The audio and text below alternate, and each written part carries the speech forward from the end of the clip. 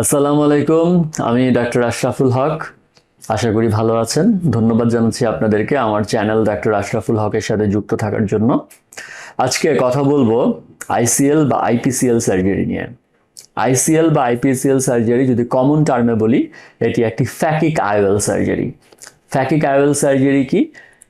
Implantable contact lens বা আমরা চোখের ভেতরে একটি লেন্স বসিয়ে দিব চোখের কোনো স্ট্রাকচারকে অল্টার করা ছাড়া। মানে হচ্ছে চোখের ভেতরে আমরা কোনো অপারেশন করব না, চোখের কোনো স্ট্রাকচারকে ফেলবো না, কিন্তু একটা লেন্স বসিয়ে দিব পার্মানেন্টলি। কিন্তু সেটা পার্মানেন্টলি বললেও পার্মানেন্ট না। এই আইসিএল বা আইপিসিএল এটি হলো লেন্সের কোম্পানির নাম। এটি নিয়ে অনেক প্রশ্ন আসে। আজকে আপনাদের সেই প্রশ্নের কিছু উত্তর দেওয়ার চেষ্টা করব। প্রথম কথা হচ্ছে ফ্যাকিক আইওএল বললাম, আইসিএল বা আইপিসিএল। আইসিএল হলো সহজ ভাষায় বললে এটি একটি আমেরিকান লেন্স।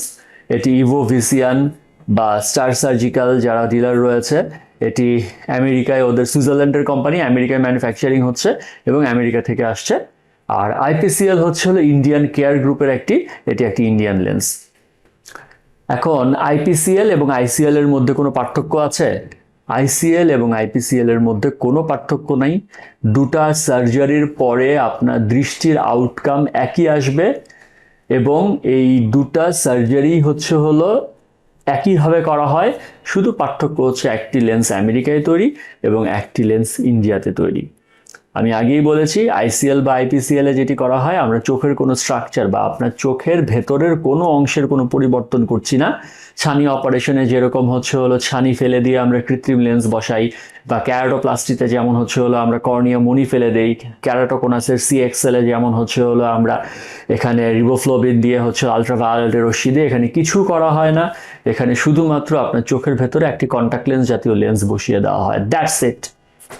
এখন প্রশ্ন হচ্ছে এই লেন্সটি কি পার্মানেন্ট, বা এই লেন্সটি আপনি কবে বা কখন বসাতে পারবেন? প্রথম 18 বছর বয়স হতে হবে আপনাকে, ন্যূনতম 18 বছর বয়স। এবং এই যে লেন্সটি আমরা যে বসাবো সেটার আয়ুষ্কাল আমরা বলি 50 থেকে 55 বছর বয়স পর্যন্ত আপনার। কারণ এই 55-50 বছর বয়সে আপনার ছানি পড়বে।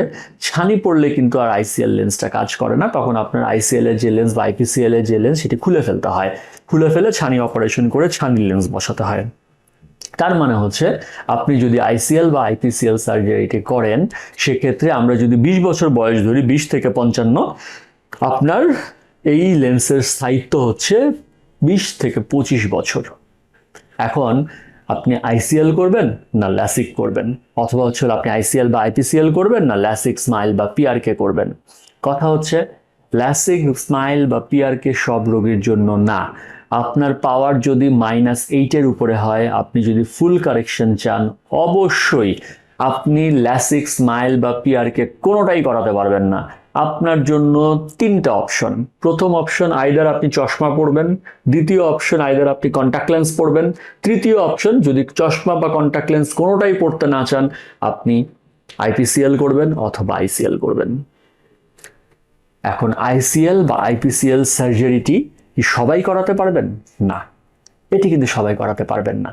কারণ আইসিএল বা আইপিসিএল সার্জারি করানোর পূর্বে যারা অলরেডি আমার রোগী রয়েছেন তারা জানেন আপনাদেরকে অনেকগুলো পরীক্ষা আমি করি। কেন? আপনার চোখের A to Z প্যারামিটার আমাকে নিতে হয়। A to Z প্যারামিটারের পরেও কিন্তু চোখের কিছু জায়গার আমার পুরুত্ব নিতে হয়, কিছু স্পেসের আপনার ডায়ামিটার নিতে হয়। সেগুলো যদি কারো চোখে ঠিক না থাকে, তিনি কিন্তু আইসিএল বা আইপিসিএল সার্জারি করতে পারবেন না। তারপরে সবচেয়ে ইম্পর্টেন্ট পার্ট আমার পূর্ববর্তী ভিডিওগুলো যারা দেখেছেন আমি বলেছি, আইসিএল বা আইপিসিএল এমন একটি লেন্স যেটি আপনার ডান চোখের লেন্স আপনি বাঁ চোখে বসাতে পারবেন না, বাঁ চোখের লেন্স আপনি ডান চোখে বসাতে পারবেন না। তাহলে একজন মানুষের লেন্স আরেকজন মানুষকে তো বসানোই যাবে না। These are the customised lens. তার মানে আপনাকে যদি আইসিএল বা আইপিসিএল সার্জারি করতে হয়, আপনার চোখের প্যারামিটারগুলো ঠিক থাকতে হবে। আপনাকে যে লেন্স বসাতে হবে বা লেন্স যেটা বানানো হবে সেটা কাস্টমাইজ লেন্স, সেটার প্যারামিটার ঠিক থাকতে হবে। না হলে কিন্তু আইসিএল বা আইপিসিএল সার্জারি আপনার জন্য না। এরপরে কথা যে আইসিএল বা আইপিসিএল সার্জারিতে কিন্তু যদি আপনার চোখের প্যারামিটার ঠিক থাকে, যদি আপনার লেন্স সুন্দরভাবে বানানো হয়, লেন্সের সাইজ এবং ভল্টিং সাইজিং যদি ঠিক থাকে, তাহলে আইসিএল বা আইপিসিএল সার্জারি আমরা বলি আপনার জন্য 100% নিরাপদ একটি সার্জারি। কিন্তু এর কোনোটা যদি কোনোভাবে আপনার দুর্ভাগ্যজনকভাবেও ভুল প্যারামিটার হয় বা ভুল মেজারমেন্ট হয়, আইসিএল বা আইপিসিএল সার্জারি আপনাকে দুটা খুব বিপজ্জনক কাজ করবে। এক হচ্ছে হলো আপনার চোখের প্রেশার বাড়াবে, দুই হচ্ছে হলো আপনার ছানি করবে। অনেকে আমাকে বলেন সেটা হচ্ছে হলো আইসিএল বা আইপিসিএল করলে তো ছানি পড়ে, আইসিএল বা আইপিসিএল করলে কিন্তু গ্লুকোমা হয়। কথাগুলো ভুল।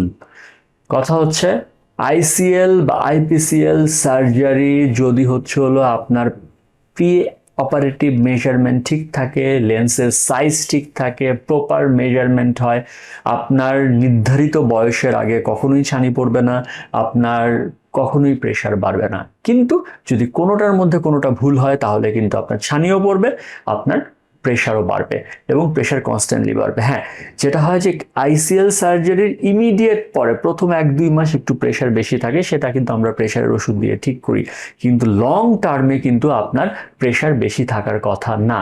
ঠিক আছে? এখন অনেকে বলেন যে স্যার আমি একটা আই সার্জারি করলাম, সার্জারি করানোর পর আমি চোখে ব্যথা পেলাম, বা হচ্ছে হলো আমার চোখে কোনো অন্য রেটিনার সমস্যা হলো বা অন্য কোনো সমস্যা হলো। প্রথম কথা হচ্ছে আইসিএল সার্জারি বা ল্যাসিক সার্জারি যেটাই করি না কেন আমরা পুরো চোখের ইভ্যালুয়েশন করি। আপনার যদি কোনো ধরনের সমস্যা থাকে, আপনার যদি রেটিনাতে সমস্যা থাকে, আপনার যদি গ্লোকোমার সমস্যা থাকে, আপনার যদি চোখে ছানির সমস্যা থাকে, আমরা কখনোই আইসিএল সার্জারি বা আইপিসিএল সার্জারি করব না। আইপিসিএল সার্জারি বা আইসিএল সার্জারির পরে দুর্ভাগ্যজনকভাবে আপনি যদি চোখে আঘাত পান, তাহলে ল্যাসিক বা অন্য সার্জারির চেয়ে আইসিএল বা আইপিসিএল সার্জারির সুবিধা হচ্ছে হলো এটি সুন্দরভাবে খুলে ফেলা যায়। এতে হচ্ছে হলো কি হচ্ছে, আপনার চোখের স্ট্রাকচারের কোনো সমস্যা হবে না। আপনার লেন্স ছিল চোখের ভেতরে, লেন্সটা আমরা খুলে ফেললাম, দ্যাটস ইট। আপনাকে কিন্তু আমরা পূর্বের অবস্থায় ফেরত নিয়ে আসছি। তাহলে কি হচ্ছে, আপনি আগে চশমা পরতেন, আইসিএল বা আইপিসিএল সার্জারির পর আপনি চশমা পরেন না, কোনো সমস্যা হলো বা আপনার কোনো অ্যাক্সিডেন্ট হলো, তাতে আমরা আইসিএল বা আইপিসিএল সার্জারিটা খুলে ফেললাম, আপনি কিন্তু আবার চশমা পরে দেখতে পারবেন। আর আপনার যেটা অ্যাক্সিডেন্ট জনিত সমস্যা সেটা সেপারেট, সেটার সাথে আইসিএল বা আইপিসিএল এর কোনো সম্পর্ক নাই। আর অনেকেই বলেন সেটি হচ্ছে হলো যে আইসিএল বা আইপিসিএল সার্জারির পরে ছানি অপারেশন করতে কি হবে। ছানি অপারেশন বর্তমানে যেভাবে করা হয় আইসিএল বা আইপিসিএল সার্জারির পরে ঠিক একইভাবে করা হবে, শুধু ছানি অপারেশনের আগে আইসিএল বা আইপিসিএল সার্জারিটি খুলে ফেলতে হবে। এখন বলেন অনেকে যে হচ্ছে হলো আইসিএল বা আইপিসিএল সার্জারি করব, আমার দৃষ্টি তো চশমা দিয়ে 6/12 বা 6/9, আমি 6/6 দৃষ্টি চাই। এটি কিন্তু হচ্ছে হলো আইসিএল বা আইপিসিএল বা ল্যাসিক বা কোনোটা দিয়েই কিন্তু সম্ভব না। যেটি হয় যে এগুলো সব রিফ্র্যাক্টিভ সার্জারি।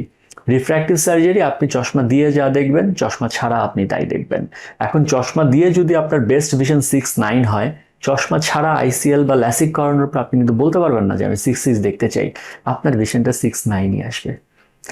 এই রিয়েলিস্টিক জিনিসগুলো আপনাদেরকে বুঝতে হবে। অনেক কথা বললাম আইসিএল বা আইপিসিএল নিয়ে। আপনাদের যদি কোনো প্রশ্ন থাকে এটি নিয়ে, আমার এই ভিডিওর কমেন্টে আপনারা প্রশ্ন করতে পারেন, আমি এটির উত্তর দিব।